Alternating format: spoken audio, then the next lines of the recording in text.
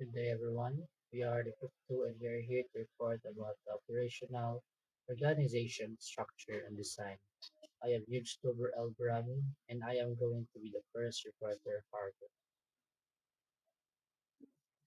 Operational organization refers to a structure within a company or institution that focuses on executing day-to-day activities, ensuring efficiency, and achieving strategic goals.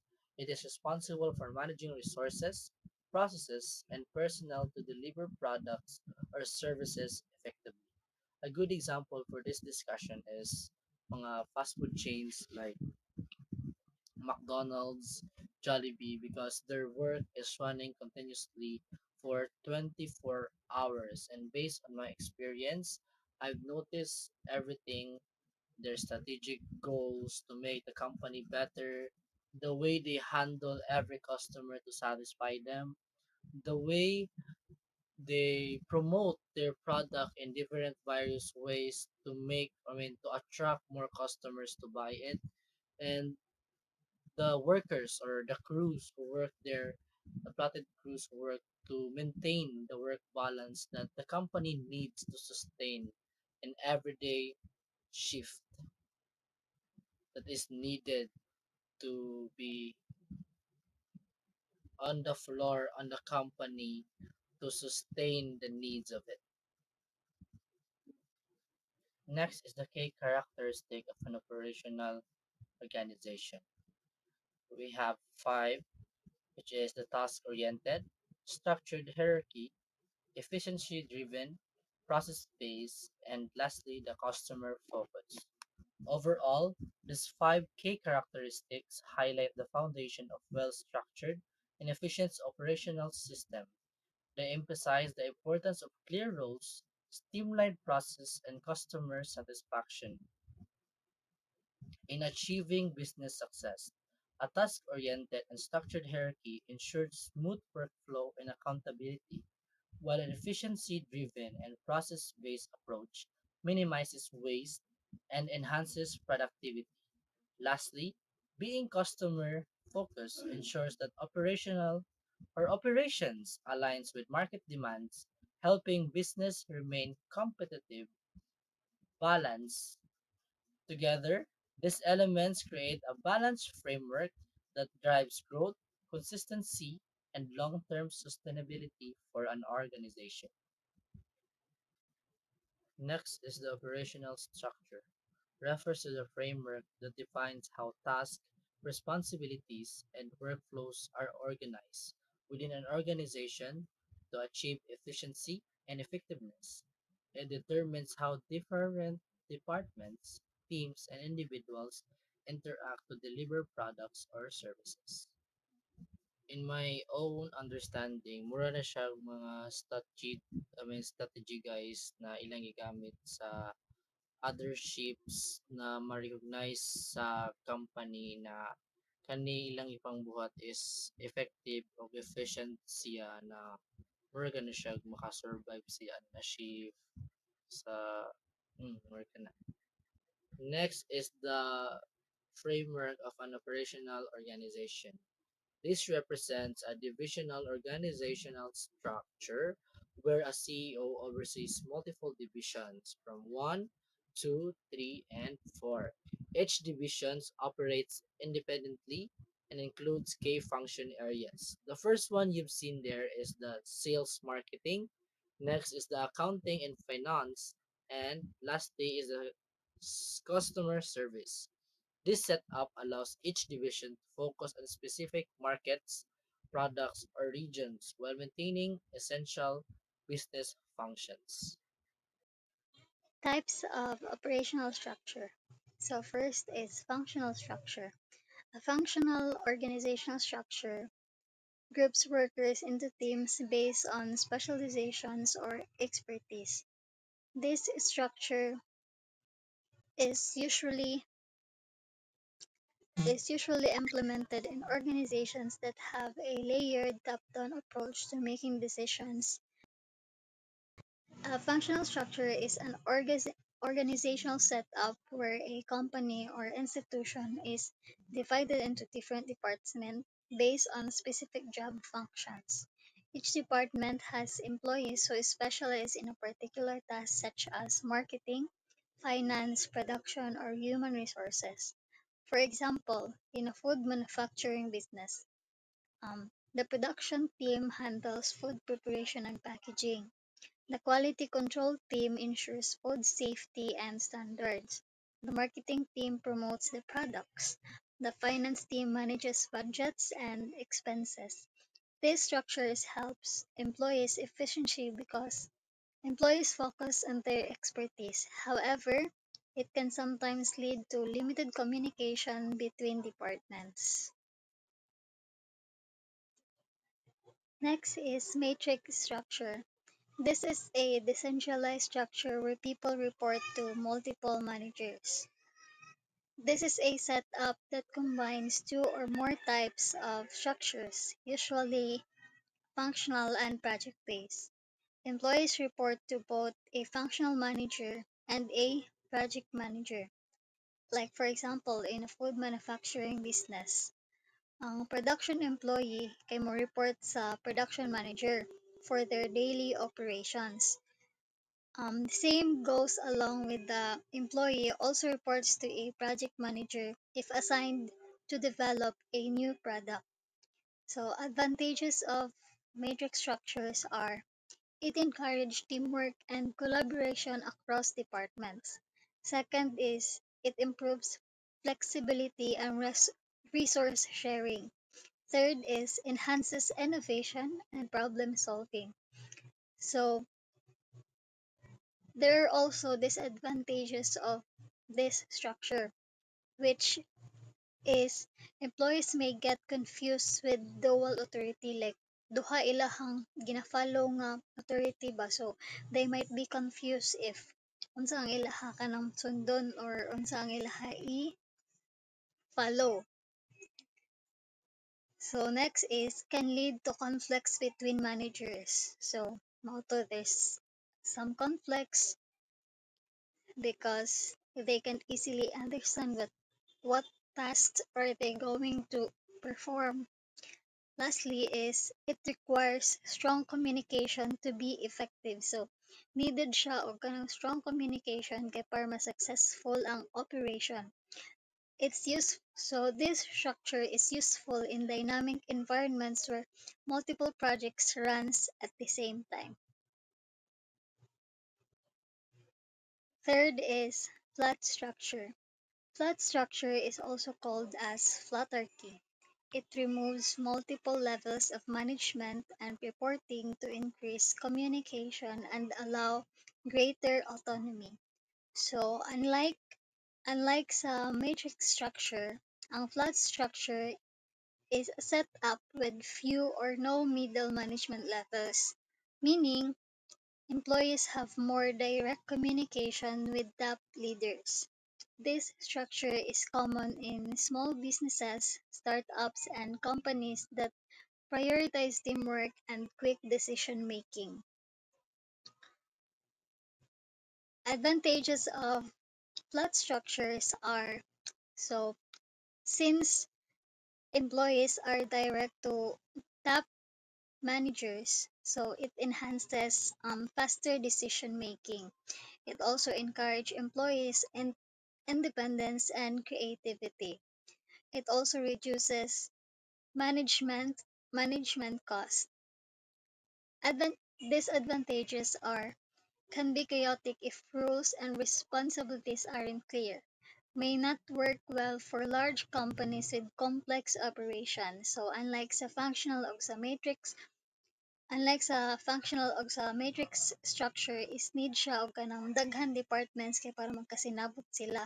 Diri is so if dinagko na gani ng mga business, dili ni applicable ang flat structure. It is because magka-complex ang operation kay since flat lang man ang iyahang kanang structure. So this structure is ideal for businesses that need flexibility and direct communication. Next is divisional structure. In this structure, it is often used to unite teams of workers around a specific product or location. For example, a company might have several divisions with their own management teams and production. So, this company is divided into separate units or division, each focusing on a specific product or region. Each division operates like its own mini company with its own resources, such as production, marketing, and finance team. Each division has its own teams for production, marketing, and sales, allowing them to focus on their specific product lines. Advantages of divisional structures are specialization in different product categories or markets, faster decision making within each division, more flexibility to adapt to market changes. However, there are also disadvantages of divisional structures such as duplication of resources. So, meaning each division may have its own finance or HR team that increases cost. So, aside from that is less pod ang iyang communication between divisions division since it's the since its work employees has their own division or teams. Next is there is a risk of competition between divisions instead of cooperation. So, conditional structure is only useful for large companies with diverse product lines or operations in multiple locations. Next is hierarchical structure. This is an authoritarian central structure where the highest level of management has the most authority. This structure is further away from a flatarchy in terms of function and philosophy. Kay kani siya na set up, it is where employees are ranked at different levels from top management to lower level workers. It follows a clear chain of command where each employee reports to a higher authority. So, like for example, according to the picture, the top management is the CEO or the owner that makes major business decision. Next is the middle management, in which consists of department managers such as production manager, marketing manager, who oversee daily operations. Next manager is the supervisors, which oversee teams in different areas like putangta sa kitchen, staff, or sales team. And then, ang employees, mo na din na sila ang katong mag-perform o mga daily tasks in the company. Like for example, mga cooks, servers, or production workers who perform a specific task. So the advantage of hierarchical structure is clear ang iyahang mga rules and responsibilities. Second is organize ang decision-making process.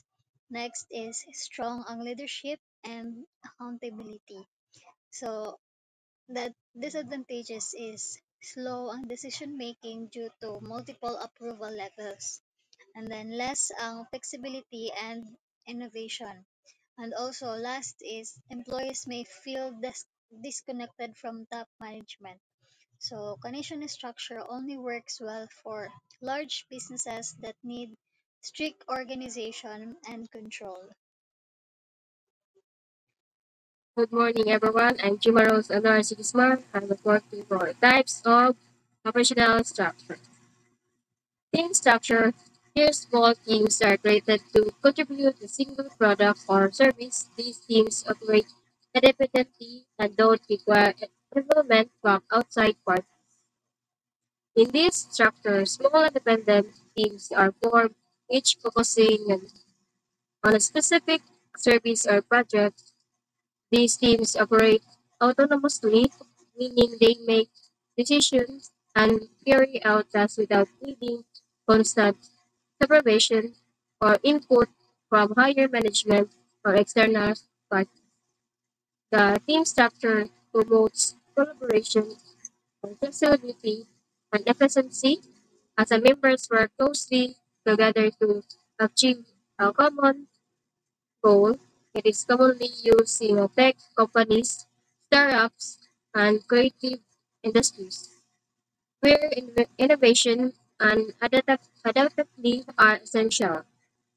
Unlike hierarchical structure, where decisions move through multiple levels of approval, the team structure allow for faster decision making and problem solving. However, it requires strong communication and teamwork to be effective. Okay. Operational design. Operational design is a strategic process of planning and organizing resources and workflow to efficiently use goods or deliver services. It focuses on optimizing efficiency, cost effectiveness, and quality by considering layout, design, process, and management, and resources allocation.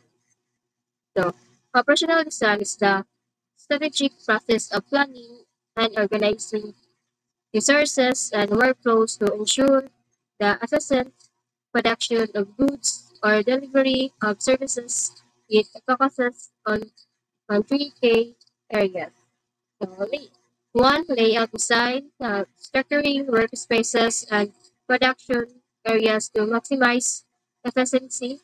Two, process management, streamlining workflows to improve productivity and reduce waste. Three, resources allocation, ensuring what manpower, and materials and finance are used effectively. By optimizing these factors, organization can enhance efficiency and cost effectiveness and quality, leading to better performance and consumer satisfaction. In summary, operational design is about creating a well-structured system that enables business to operate smoothly and competitively. Now, let's see. Key elements: process flow, how tasks are sequenced and connected to produce a product or service. Two, roles and responsibilities, defining who does what within the organization. Then three, resource allocation, managing manpower, materials, and equipment effectively. So, decision making structure, determining whether decisions are centralized, top down, or decentralized, team based. So, techno- technology and tools, integrating automation, software, and machinery to improve productivity. Finance, finance metrics, setting scale, performance indicators, KPIs serve to efficiency and effectiveness. Types of operational design approaches. Product-based design. This approach focuses on optimizing process, especially for a product's development and production. Example, a food company streamlining production lines for its best-selling snack to ensure faster output and consistent quality. Process-based design. Example, a restaurant optimizing its kitchen workflow by structuring workstation efficiently to reduce preparation time. Customer-centric design.